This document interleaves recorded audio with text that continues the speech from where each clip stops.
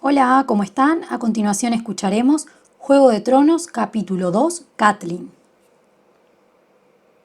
A Catelyn nunca le había gustado aquel bosque de dioses. La sangre Tully le corría por las venas. Había nacido y se había criado en aguas dulces, muy al sur, en el Forza Roja del Tridente. Allí, el bosque de dioses era un jardín alegre y despejado, en el que las altas secuoyas proyectaban sombras sobre las aguas de arroyuelos cristalinos. Los pájaros cantaban desde sus nidos escondidos y el aroma de las flores impregnaba el aire. Los dioses de Invernalia tenían un bosque muy diferente. Era un lugar oscuro y primitivo. 3 fanegas de árboles viejos que nadie había tocado en 10.000 años, mientras el castillo se alzaba a su alrededor. Olía a tierra húmeda y a putrefacción. Allí no crecían las secuoyas. Era un bosque de recios árboles centinela parapetados tras agujas color verde grisáceo, robles imponentes y carpes antiguos como el mismísimo reino. Allí, los gruesos troncos negros estaban muy juntos y las ramas retorcidas tejían una techumbre tupida mientras las raíces deformes se entrelazaban bajo la tierra. El silencio y las sombras imperaban y los dioses de aquel bosque no tenían nombre. Pero sabía que allí era donde estaría su esposo aquella noche. Siempre que le quitaba la vida a un hombre, buscaba la tranquilidad del bosque de dioses. Catelyn había sido ungida con los 7 óleos y había recibido su nombre en el arco iris de luz que llenaba el septo de aguas dulces. Profesaba la fe, igual que su padre, que su abuelo y que el padre de su abuelo antes que ellos. Sus dioses tenían nombres y unos rostros que le eran tan familiares como los de sus progenitores. El culto consistía en un septón con un incensario. El olor del incienso, un cristal de 7 facetas lleno de luz y voces que entonaban cánticos. Los Tully tenían un bosque de dioses, como todas las grandes casas, pero no era más que un lugar por donde pasear, leer o tomar el sol. El culto quedaba reservado para el septo. Ned había hecho construir para ella un pequeño septo donde pudiera cantar a las 7 caras de Dios, pero la sangre de los primeros hombres corría aún por las venas de los Stark. Sus dioses eran antiguos. Eran los dioses sin rostro y sin nombre de la espesura, los mismos a los que habían adorado los hijos del bosque. En medio del bosquecillo, un arciano viejísimo se alzaba junto a un estanque pequeño de aguas negras y frías. Ned lo llamaba el árbol corazón. La madera del arciano era blanca como el hueso, con hojas de un rojo oscuro que pendían como un millar de manos ensangrentadas. En el tronco había una cara tallada, con rasgos alargados y melancólicos, y ojos enrojecidos de savia seca, extrañamente atentos. Aquellos ojos eran viejos, muy viejos, más viejos que la mismísima Invernalia. Habían visto el día en que Brandon, el constructor, puso la primera piedra, si se podía dar crédito a las historias. Habían presenciado cómo los muros de granito se alzaban en torno a ellos. Se decía que los hijos del bosque habían tallado las caras en los árboles durante el amanecer, siglos antes de que llegaran los primeros hombres, procedentes de la otra orilla del mar angosto. Hacía 1000 años que habían talado o quemado los últimos arcianos del sur, a excepción de los de la isla de los rostros, donde los hombres verdes montaban guardia, silenciosos. Allí, tan al norte, todo era diferente. Había un bosque de dioses en cada castillo, un árbol corazón en cada bosque de dioses y una cara tallada en cada árbol corazón. Catelyn encontró a su esposo sentado en una roca cubierta de musgo, bajo las ramas del arciano. Tenía el mandoble hielo sobre las rodillas y estaba limpiando la hoja en aquellas aguas negras como la noche. El mantillo milenario, que cubría como una gruesa alfombra el suelo del bosque de dioses, devoraba el sonido de sus pasos, pero los ojos rojos del arciano parecían seguirla mientras se acercaba. «Ned», lo llamó con suavidad. «Catelyn», dijo su esposo alzando la vista hacia ella. Su voz era distante, formal. «¿Dónde están los niños?» Siempre le preguntaba lo mismo. En la cocina, discutiendo sobre cómo van a llamar a los cachorros. Se quitó la capa, la tendió sobre el mantillo del bosque y se sentó con la espalda apoyada contra el arciano. Arya adora a la suya, y Sansa también está encantada, pero Rickon no lo termina de ver claro. ¿Tiene miedo?, preguntó Ned. Un poco, admitió. Solo tiene 3 años. Debe aprender a enfrentarse a sus miedos. Ned frunció el ceño. No va a tener 3 años toda la vida. Y se acerca el invierno. Es verdad, asintió Catelyn. Aquellas palabras le provocaron un escalofrío, como siempre. Eran el lema de los Stark. Todas las familias nobles tenían un lema, y aquellas consignas familiares, piedras de toque, aquella especie de plegarias eran alardes de honor y gloria, promesas de lealtad y sinceridad, juramentos de valor y fidelidad. Todos menos el de los Stark. El lema de los Stark era: se acerca el invierno. Catelyn reflexionó sobre lo extraños que eran aquellos norteños. No era la primera vez que lo hacía. He de reconocer que ese hombre murió bien, dijo Ned. Tenía en la mano un retal de cuero engrasado. Mientras hablaba, lo pasaba con suavidad por la hoja del mandoble, haciendo que el metal cobrara un brillo oscuro. Me alegré por Bran. Habrías estado orgullosa de él. Siempre me enorgullezco de Bran, señaló Catelyn. No apartaba la vista de la espada. Se veían claramente las ondulaciones del interior del acero, donde el metal fuera plegado 100 veces sobre sí mismo en la forja. A Catelyn no le gustaban las espadas, pero era innegable que Hielo poseía una belleza propia. La habían forjado en Valiria, antes de que la maldición cayera sobre el antiguo feudo franco, donde los herreros trabajaban el metal tanto con hechizos como con martillos. Hielo tenía 400 años y conservaba el filo del día en que la forjaron. Su nombre era aún más antiguo, un legado de la edad de los héroes, cuando los Stark eran los reyes en el norte. Con el de hoy van 4 este año, dijo Ned sombrío.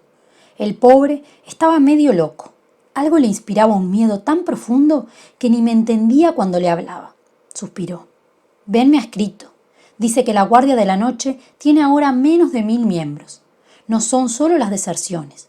Últimamente también hay bajas en las expediciones. ¿Será por los salvajes? Estoy seguro. Ned alzó a Hielo y contempló el frío acero en toda su longitud. Y esto irá a peor. Puede que llegue el día en que no nos quede más remedio que llamar a nuestros vasallos y cabalgar hacia el norte para encargarnos, de una vez por todas, de ese rey más allá del muro. ¿Al otro lado del muro? La sola idea hizo que Catelyn se estremeciera. No tenemos nada que temer de Mance Rayder, dijo Ned, que había visto el temor dibujado en su rostro. Más allá del muro hay cosas aún peores. Volvió la vista para contemplar el árbol corazón, con la corteza clara y los ojos rojos, que los observaba, los escuchaba, que parecía pensar lentamente. Pasas demasiado tiempo escuchando los cuentos de la vieja Tata. Él sonrió con cariño. Los otros están tan muertos como los hijos del bosque. Hace 8000 años que desaparecieron. En opinión del maestre Luwin, no existieron nunca. Nadie los ha visto jamás. Hasta esta mañana nadie había visto jamás un lobo huargo, le recordó Catelyn. No escarmiento. A estas alturas ya debería saber que no se puede discutir con una tuli, dijo con una sonrisa pesarosa. Deslizó a Hielo dentro de su vaina. No habrás venido hasta aquí a contarme historias de miedo, ¿verdad? Ya sé que no te gusta este lugar. ¿De qué se trata, mi señora? Hoy hemos recibido noticias amargas, mi señor. Catelyn tomó la mano de su esposo. No he querido molestarte hasta que te hubieras aseado. No había manera de suavizar el golpe, así que se lo dijo directamente. Lo siento mucho, mi amor. Jon Arryn ha muerto. Lo miró a los ojos y vio cuán duro era el golpe, como había supuesto. En su juventud, Ned había estado de pupilo en el nido de águilas, y Lord Arryn, que no tenía hijos, había sido como un padre para él y para su otro pupilo, Robert Baratheon. Cuando el rey loco, Aerys II Targaryen, pidió sus cabezas, el señor del nido de águilas alzó en una revuelta a sus vasallos de la luna y el halcón, antes que entregara a aquellos a los que había jurado proteger. Y hacía ya 15 años, este segundo padre se había convertido también en su hermano, cuando Ned y él se casaron al mismo tiempo con 2 hermanas, las hijas de Lord Huster Tully en el Septo de Aguas Dulces. Jon, dijo él, ¿Está confirmada la noticia? La carta llevaba el sello real y era del puño y letra de Robert. Te la he guardado. Dice que la muerte de Lord Arryn fue muy rápida. Ni siquiera el maestre Pycelle pudo hacer nada aparte de darle la leche de la amapola para que no sufriera. Algo es algo, suspiró. Catelyn veía el dolor reflejado en su rostro, pero aún así, Ned pensó primero en ella. ¿Y tu hermana?, preguntó. ¿Y el hijo de Jon? ¿Qué sabemos de ellos? El mensaje decía solo que se encontraban bien y que habían vuelto al nido de águilas, dijo Catelyn. Yo preferiría que hubieran ido a Aguas Dulces. El nido está tan arriba, es tan solitario. Además, fue siempre el hogar de Jon, no el de mi hermana. El recuerdo de su esposo estará en cada piedra. La conozco bien. Necesita el consuelo y el apoyo de su familia y amigos. Tu tío está en el valle, ¿no? Tengo entendido que Jon lo nombró caballero de la puerta. Brynden hará todo lo que pueda por ella y por el niño, asintió Catelyn. Eso me tranquiliza un poco, pero... Ve con ella, le pidió Ned. Llévate a los niños. Animad los salones con ruido, con gritos, con risas. Su hijo necesita la compañía de otros niños, y no podemos dejar sola a Lisa en estos momentos. Ojalá pudiera seguir tu consejo, dijo Catelyn. La carta traía otras noticias. El rey está de camino hacia Invernalia. Viene a buscarte. Ned tardó un momento en entender qué le decía, pero cuando lo comprendió, desapareció la nube que le oscurecía los ojos. «Robert viene hacia aquí». Catelyn asintió, y el rostro de su esposo se iluminó con una sonrisa. A ella le habría gustado compartir su alegría, pero había oído las habladurías en los patios. Una loba huargo muerta en la nieve, con un asta rota en la garganta.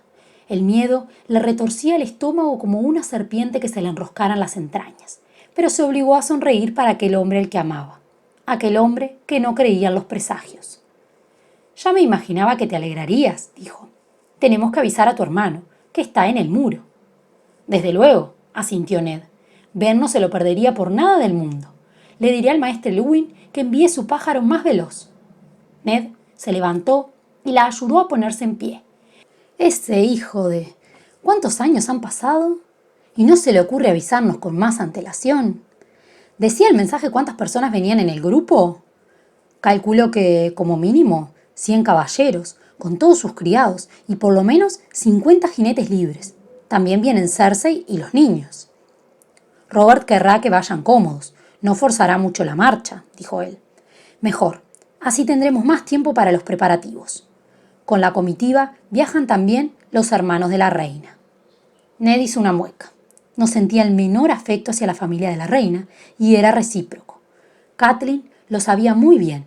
Los Lannister, de Roca Casterly, se habían unido muy tarde a la causa de Robert, cuando la victoria ya estaba asegurada, y aquello no se lo había perdonado jamás.